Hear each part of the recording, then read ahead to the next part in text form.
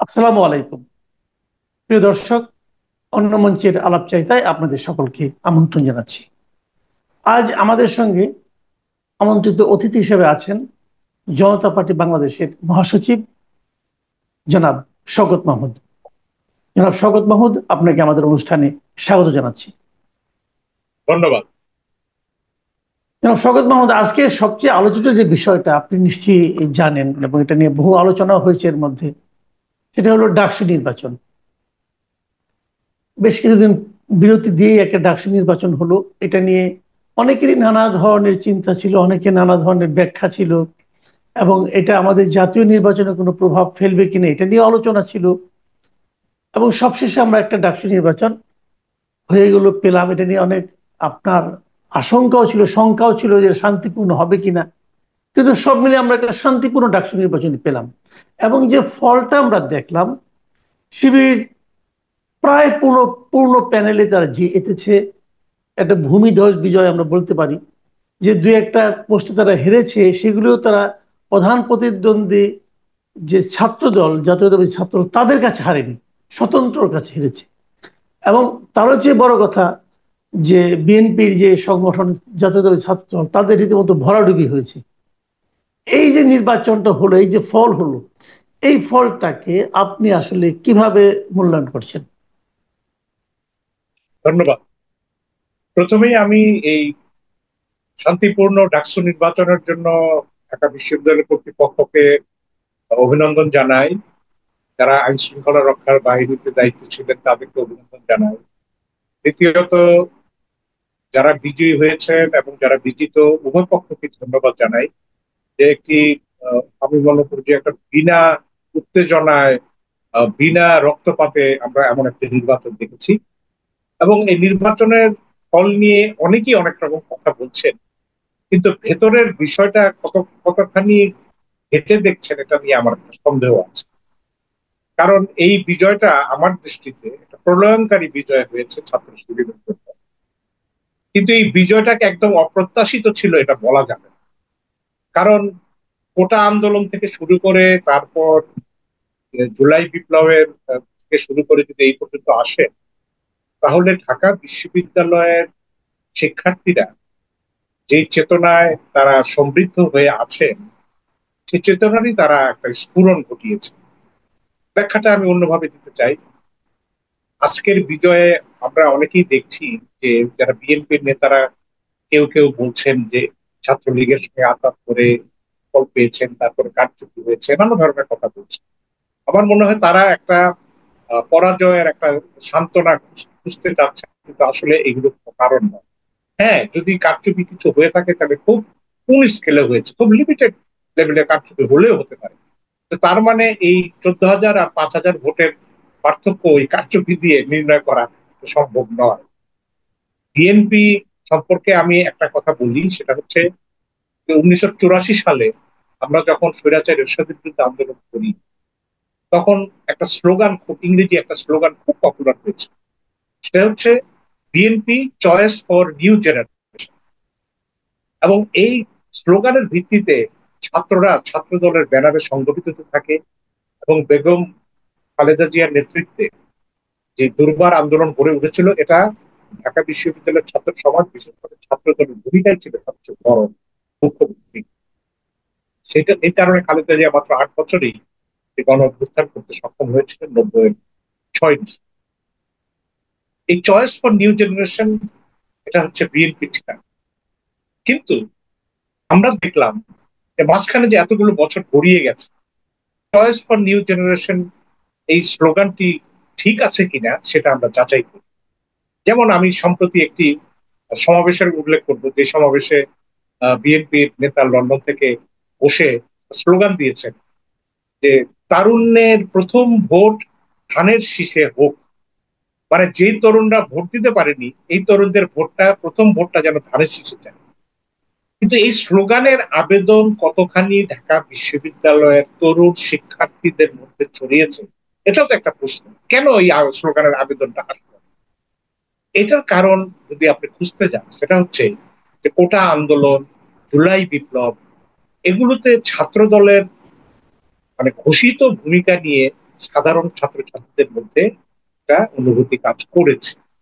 তারা দেখছে যে বিএনপি নেতা বলছেন যে আমরা এই আন্দোলনের সঙ্গে নেই, আবার কখনো বলছেন পেছন দিক দিয়ে আছি।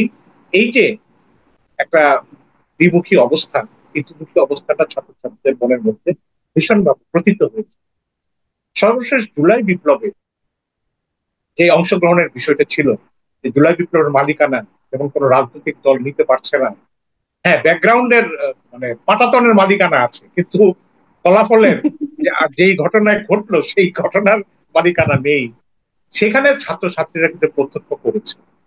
সেই বিষয়ে আমি দেখলাম যে কালকে যে ছাত্রছাত্রীরা যেভাবে ভোটটা দিয়েছে এবং তারা ডিসিশন নিয়ে শিবিরকে ভোট দিয়েছে, ইলেকশনটা হয়ে গেছে শিবির ভার্সেস দ্য রেস্ট। সেই জায়গায় শিবিরের এই জয়টা কোনো অপ্রত্যাশিত ছিল না, এবং শিবির ছাত্রদল দুপক্ষরাই ঢাকা বিশ্ববিদ্যালয়কে ঘিরে তারা ছিলেন।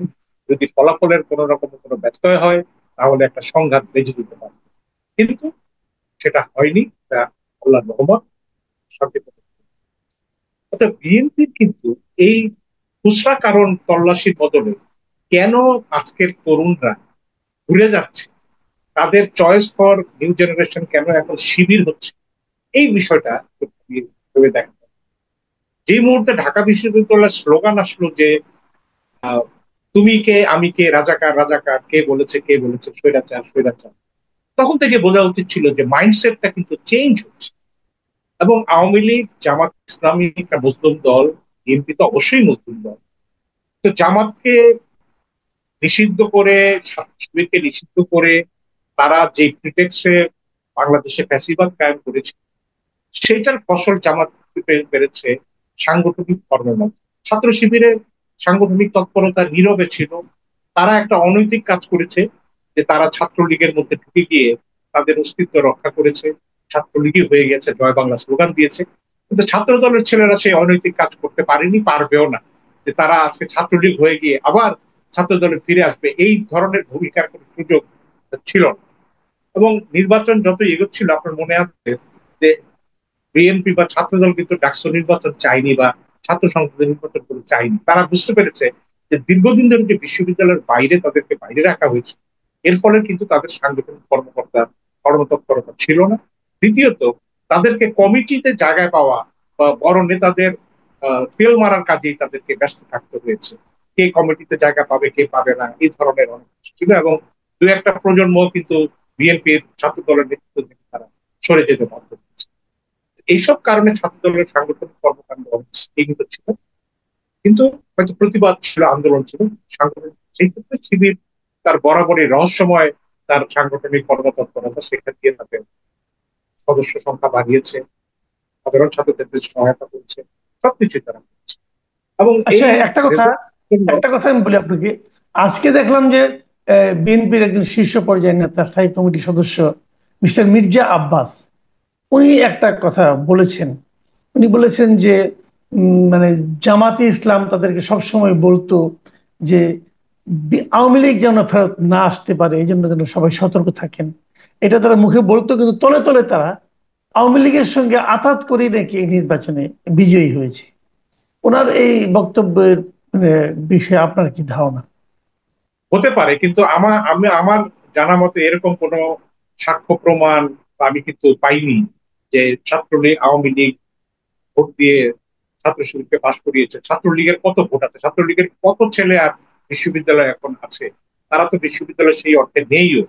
এবং তারা শিবিরকে ভোট দিলে শিবিরের যে মার্জিন হয়েছে, ব্যবধান, এই ব্যবধানটার জন্য শুধু ছাত্রলীগের সঙ্গে আতঙ্কের কারণে হয়েছে এটা আমি মনে করি না। আমি আগেই বলেছি যে এই ধরনের মন্তব্যের কারণে এটা আসলে মূল কারণ, যে এই পরাজয়ের মূল কারণকে এড়িয়ে যাওয়ার একটা প্রবণতা হয়ে গেছে। তারা কেউ কেউ দোষারোপ করছে যে বিশ্ববিদ্যালয়ের প্রশাসনে ভিসি জামাত ঘনিষ্ঠ মানুষ নাকি উনি এই ধরনের কারচুপির আয়োজন করেছেন। অথচ আপনি শুনলে আশ্চর্য হবেন, এই ভিসি কিন্তু বিএনপির কারণেই কিন্তু তিনি সেখানে ভিসি হয়েছে। কিভাবে? প্রথমে একজন বিএনপি পন্থী শিক্ষকের নাম ঠিক করা হয়েছে, এবং শিক্ষামন্ত্রী তদানীত ডক্টর ওয়াহিদুদ্দিন মাহমুদও কনফার্ম করেছেন যে উনি উপাচার্য হবে। তখন বিশ্ববিদ্যালয়ের সাদা দল নামে একটা যে গ্রুপ আছে বিএনপি ভর্তি, তারা সেখানে বিএনপি বাগড়া জামাত। দিয়েছে, যেটা ওই ব্যক্তিকে করা যাবে না। তাহলে ওই ব্যক্তিকে করা যাবে না, তাহলে কাকে করা যাবে? তখন সফট ক্যান্ডিডেট হিসেবে এই ডাক্তার নিয়াজকে ঢুকানো হয়েছে, জামাতেরাও ঢুকিয়েছে, এবং নিয়াজ সাহেব সেখানে হয়েছে। তো নিয়াজ সাহেবরে আপনি দোষারোপ করেন, তাহলে নিয়াজ সাহেব তো আপনারাই এনেছেন।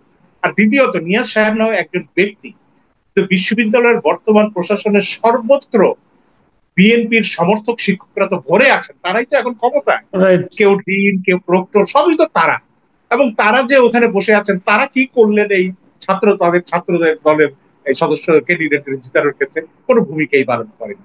তো এই বিষয়গুলো ভেবে দেখার বিষয় আছে। আমি যেটা বলবো, বিএনপি যখন সিদ্ধান্ত নিয়েছে জামাত থেকে তারা দূরে যাবে, আমি আগেও বিএনপি নির্বাহী কমিটির সময় বলেছি যে তোমাকে বদিবে যে বকুলে বাড়ি শেষে, জামাত কিন্তু একদিন বিএনপি কে খেয়ে ফেলবে যদি এই ঐক্য ঐক্য করতে করতে বিএনপির কাঁধে ভর দিয়ে জামাত অনেক উত্তর দিতে যাচ্ছে। জামাতের রাজনীতির আমি মোটেও সমর্থক নেই, এবং আপনারা জানেন যে প্রেস ক্লাবে জামাতের রাজনীতির সঙ্গে আমার সংঘাতের কারণে অনেক কিছু ঘটনা ঘটছে এবং তারা সর্বত্র। কিন্তু তারা যেই বিজয়টা পেয়েছে, এই বিজয়টাকে অপ্রত্যাশিত, অঘটন এইভাবে বলা মোটেও সমীচীন হবে না। কারণ ছাত্র শিবির, জামাত ইসলামী তাদের পরিশ্রম করে টার্গেটেড, সুনির্দিষ্ট ভাবেই এই বিজয়কে তারা ছিনিয়ে এনেছে। এখন বিএনপি যেটা করা উচিত ছিল, জামাত থেকে আলাদা হয়ে যাওয়ার পর তাদের যে তৎপরতা হওয়া উচিত ছিল, যে জামাত কোন কোন ক্ষেত্রে বিএনপির জমিন নিয়ে জামাতের জমিন বানিয়ে ফেলেছে, সেগুলো থেকে আমরা পৃথক কিভাবে হব, সেই কাজটা কিন্তু বিএনপি করে। অর্থাৎ সেই জন্য বিএনপি এখন আতঙ্কিত হয়ে পড়েছে। এবং জাতীয় নির্বাচন তো পরে, জাতীয় রাজনীতিতেই এর একটা প্রভাব পড়বে।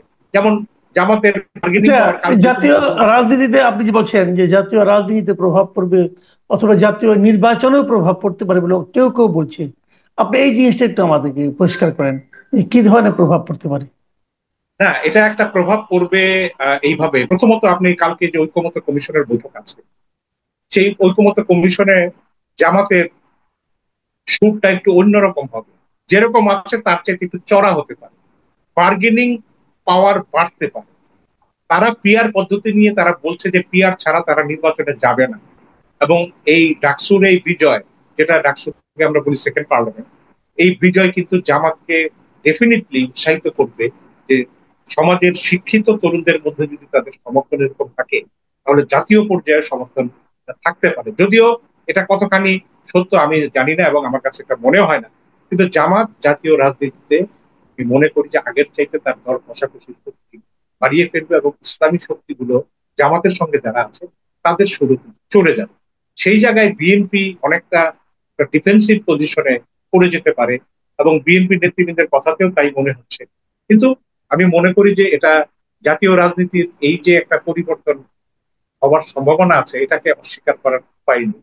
এবং জাতীয় নির্বাচনে এই জিনিসটা বলা হয়, আমি মনে করি না যে জামাতের এই ঢাকার ডাকসুর বিজয় জাতীয় সংসদ নির্বাচনের বিজয়ে রূপান্তরিত হবে। কেননা এখানে নির্বাচনটা হয়েছে শিবির বনাম বাকিরা, আর সেখানে ইলেকশনটা হবে বিএনপি বনাম বাকিরা। অতএব বিএনপির জাতীয় পর্যায়ের যে অবস্থান, এই অবস্থানকে জি। ডাকসুর বিজয় দিয়ে একদম আমি মনে করি যে ম্লান করা যাবে না।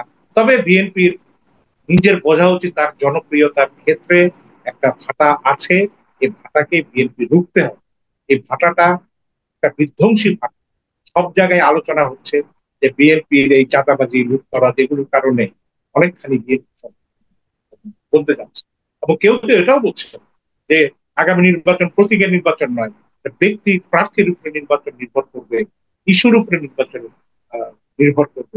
এই কথাগুলো আমার মনে হয় যে এটা গুরুত্বপূর্ণ কথা। এবং আজকে একটি ছাত্রীর কথা শুনলাম ফেসবুকে, তিনি বলছেন যে এই ছাত্র দলকে ভোট দিলে ছাত্রলীগই আসবে, ছাত্রদল ছাত্রলীগের মধ্যে পার্থক্য নেই, অতএব আমি শিবিরকে ভোট দিব। কথাটার মধ্যে এটা একটা শ্লেষ থাকলেও কিন্তু কথাটা উড়িয়ে যাবার মতো না। অতএব ছাত্রলীগের ভোটে শিবির জিতেছে বা না ছাত্র দলের সঙ্গে মিলে ছাত্র দল প্রতিদ্বন্দ্বিতা করেছে, এই আলোচনাগুলো এখন আমি মনে করি নিরর্থক। কারণ জগন্নাথ হলে ছাত্র দলের প্রতি ক্যান্ডিডেট যে ভোট পেয়েছে, তো সেটা কি এখন আমরা কিভাবে দেখবো যে এটা কি ছাত্রলীগের ভোট না ছাত্রলীগের বাইরের ভোট? এটা হতো একটা বিষয়। জি। জি, অনেক ধন্যবাদ। অনেক ধন্যবাদ জনাব শওকত মাহমুদ। আমরা আপনার কাছ থেকে যে বিষয়গুলি জানতে চেয়েছিলাম, বিশেষ করে বিএনপির রাজনীতি নিয়ে, জামাতের রাজনীতি নিয়ে এবং আগামী নির্বাচনগুলিতে কি হবে, মানে আগামীতে তো আরো কয়েকটা ছাত্র সংসদ নির্বাচন হবে, সেগুলো নিয়েও কিন্তু আমরা একটু মানে মানে বিশ্লেষণ করার হয়তো সুযোগ পাবো পরবর্তীতে, যে ওগুলির রেজাল্টটা কি হয় এর আগে। তো আপনি যেটা বললেন এটাও আমাদের কাছে গ্রহণযোগ্য, আমার কাছে বিশেষ করে ব্যক্তিগতভাবে গ্রহণযোগ্য মনে হয়। আপনারা দেখেছেন আমরা যখন ইউনিভার্সিটিতে পড়তাম তখন তো এই যে মান্না মাহমুদুর রহমান মান্না, আখতারুজ্জামান, ওনারা তো একচেটিয়া ভাবে ডাকসুতে নির্বাচিত হয়েছিলেন, বাট ওনাদের মূল দল কিন্তু জাতীয় রাজনীতিতে কোনো প্রভাবই বিস্তার করতে পারেনি। তো সেটাও একটা উদাহরণ বটে। তো দেখা যাক সামনে কি হয়। আপনাকে অনেক ধন্যবাদ তারপরে আমাদেরকে সময় দেওয়ার জন্য। ছাত্র দলও তো প্রথম যে ডাকসু নির্বাচনে অংশ নিয়েছে, সেখানে তো জি। ছাত্র দল নতুন সংগঠন হিসেবে তারা অনেকগুলো হলে জয়ী হয়েছে, যদিও কেন্দ্রীয় সংসদে সেভাবে ভালো ফল করতে পারেনি। মান্না আক্তারের যে আহ, তাদের যে ব্যক্তিত্ব জনপ্রিয়তা ছিল এবং জাসদের যে আওয়ামী লীগ বিরোধী যে ভূমিকাটা ছিল, সেটা সাধারণ ছাত্রছাত্রীরা গ্রহণ করেছে।